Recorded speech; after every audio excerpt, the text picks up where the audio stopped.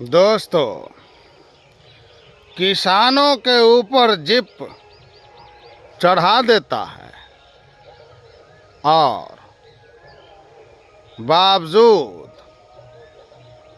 उसके पिता को केंद्रीय गृह मंत्री के कुर्सी पर बरकरार रखा जाता है।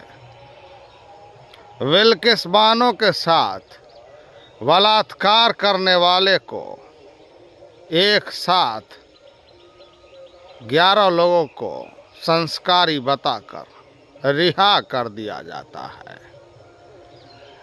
एक लड़की को 14 किलोमीटर तक गाड़ी में घसीटा जाता है।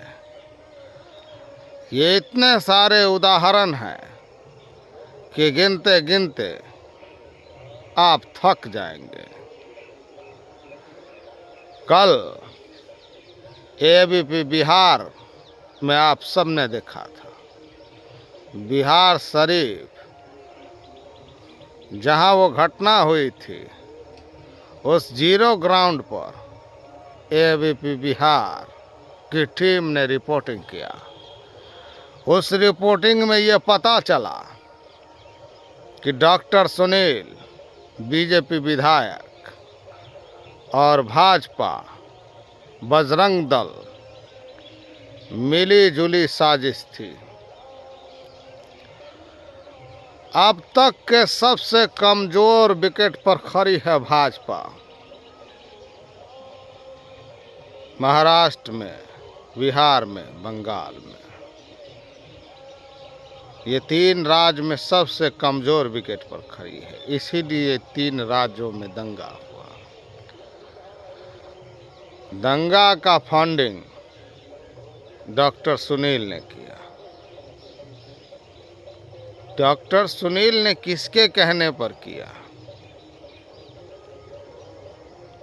ये आप लोग जानते हैं। दौड़ दौड़ कर बिहार कौन आ रहे थे? कर्नाटक में जब चुनाव का, विधानसभा चुनाव का शुरुआत तैयारी हुआ, चुनाव प्रचार का 1.5 दर्जन से ज़्यादा दौरा था प्रधानमंत्री नरेंद्र मोदी का। अमित शाह का तो अनगिनत 40 केंद्रीय मंत्री बर्तन पतीला लेकर वहां पहुंच गए थे। लेकिन जैसे ही पता चला कि कर्नाटक में इनकी दाल पतली है, वो पतली गली से निकल लिए।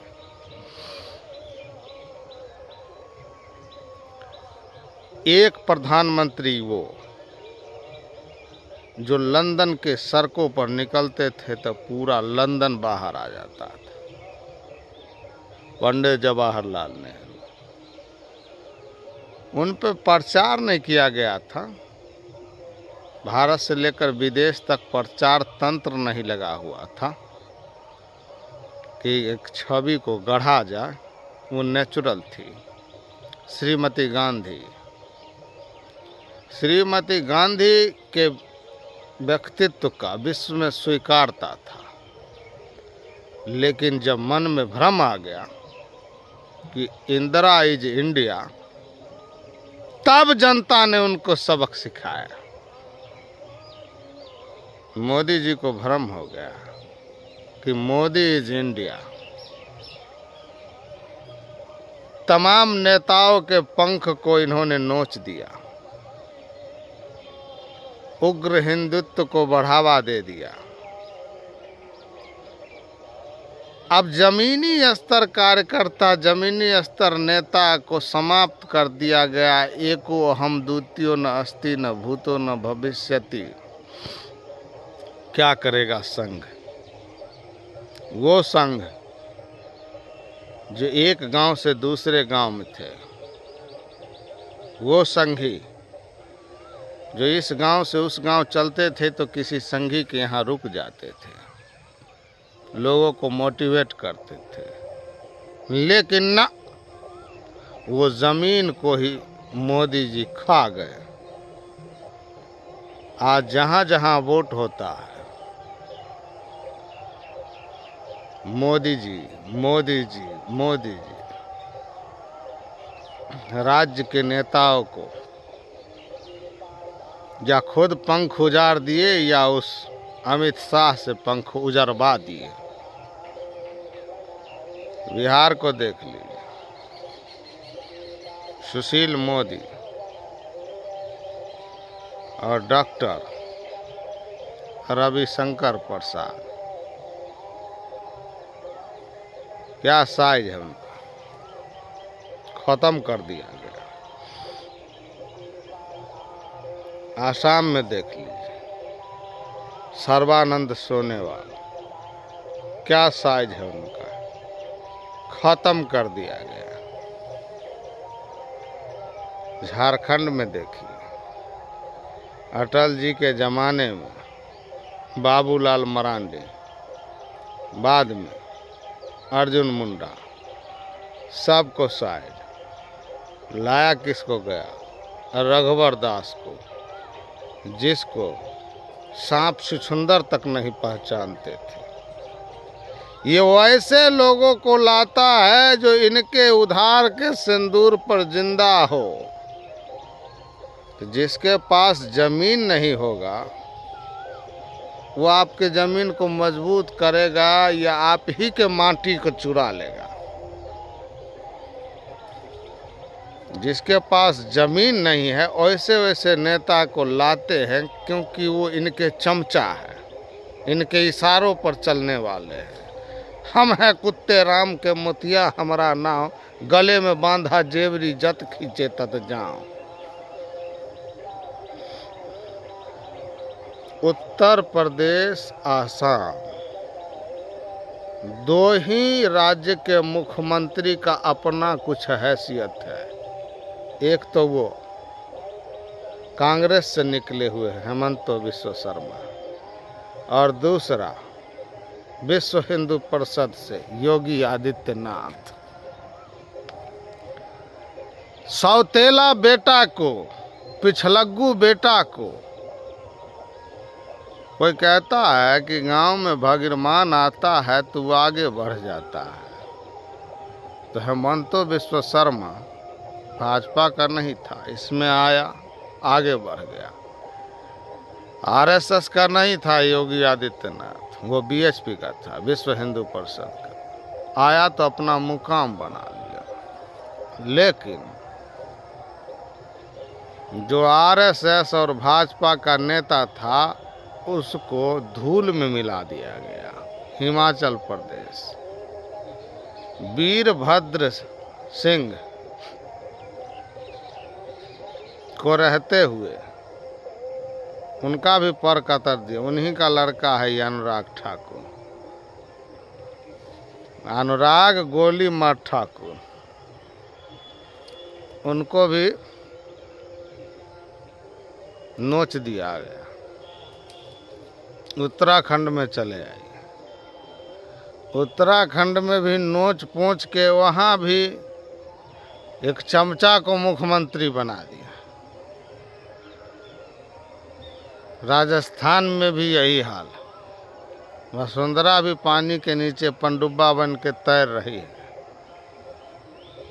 मध्य प्रदेश में यही हाल है। छत्तीसगढ़ में रमन सिंह कभी हुआ करते थे, आज कौन याद है? किसको याद है कि रमन सिंह कौन था? किसी को नहीं मालूम कि रमन सिंह कौन था। गुम कर दिया गया। आनंदीबेन विजय रूपानी सबको धूल में मिला दिया। भूपेंद्र पटेल, भारत में आरएसएस का जो खुद का बनाया जमीन था, भाजपा का जो पुराने लोग तैयार किए थे, उसी को धूल में मिला दिया। तब तो इनके पास हिंदू मुसलमान के सिवाय कुछ बचा नहीं है।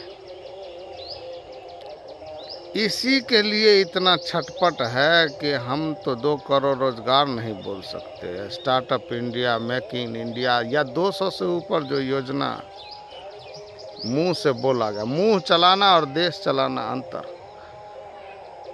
तो योजना के बारे में तो ये कुछ बोल नहीं सकता है। जब तक हिंदू मुसलमान नहीं होगा तब तक भाजपा को जीत नहीं मिलेगा। इसीलिए ये झगड़ा लगाना चाहती है, इसीलिए ये लड़ाई लगाना चाहती है। चाहे इसमें खर्च क्यों नहीं, खर्च आता है झंझट लगाने में। बता रहे थे बिहार शरीफ के लोग कि बैग में 2 बैग था, वो बैग में पेट्रोल ज्वलनशील पदार्थ, ऐसा दंगा, ट्रैक्टर भर के ईंटा चल रहा था उसके पीछे। शोभा यात्रा जो रामनवमी का था उसमें ईंटा और पत्थर माने ट्रैक्टर उसके पीछे चला। आपको खोजना नहीं पड़े दंगा में, ईंटा कहाँ है, पत्थर कहाँ है, ये कहाँ है, वो कहाँ है। और वो विधायक स्थानीय प्रशासन को कंट्रोल कर लिया। स्थानीय प्रशासन अगर विधायक के अंदर नहीं रहता तो इतना दंगा नहीं फैलता। विधायक का तो पकड़ होता ही है पुलिस पर, वो आप जानते हैं। ऊपर से केंद्र का सपोर्ट, केंद्र का सपोर्ट नहीं रहता तो जब नीतीश कुमार और भाजपा की सरकार थी तो जहाँ से यात्रा गुजरती थी वहाँ सेंट्रल फोर्स भी लगाया जाता था। लेकिन चूंकि अब भाजपा सरकार में नहीं, बिहार पुलिस को ही रखा गया और बिहार पुलिस को विधायक साहब भरमा दिए गड्डी देकर। पैसा है ना, पैसा के बल पर तो जज भी, पदवी के बल पर जज भी फैसला पलट देते हैं। राज्यपाल जो बनना है उनको, राज्यसभा सांसद जो बनना है, तो ये हाल है मौजूदा भाजपा का। साउथ में इनका कोई नाम लेने वाला नहीं है। कार्यकर्ता को तेलंगाना में मोदी संबोधित करते हैं, पैसे लिया हुआ कार्यकर्ता संबोधन छोड़कर चले जाते हैं। अब समझिए आप कि साउथ में जिसका ज़मीन नहीं है और जहाँ के लोग 100% शिक्षित है, वो मोदी को तवज्जो नहीं दे रहा है। इस पर आपका दिमाग खुल रहा है कि नहीं खुल रहा है? या आप समझ रहे हैं कि साउथ के लोग कागज़ पे पढ़े हैं, दुनिया को तो हमने ही पढ़ा है। पंजाब हम गए, हरियाणा हम गए, बोरा हम उठाए, रिक्शा हम चलाए, ठेला हम चलाए, देश के कोने कोने में हम गए। तो फिर कागज़ों पर पढ़ा हुआ साउथ इंडिया का आदमी कैसे ज़्यादा माथा का हो सकता है, कैसे हमसे तेज हो सकता है? पढ़ाई का कुछ महत्व होता है। जिस डिग्री को मोदी जी छुपा रहे हैं, नकली डिग्री को, असली डिग्री लेके बैठा है साउथ का आदमी। और साउथ के आदमी को कभी नहीं लगा कि मोदी एक नेता है, भारत भाग्य विधाता है। आप ज़रूर इस पर सोचिए। बहुत बहुत शुक्रिया।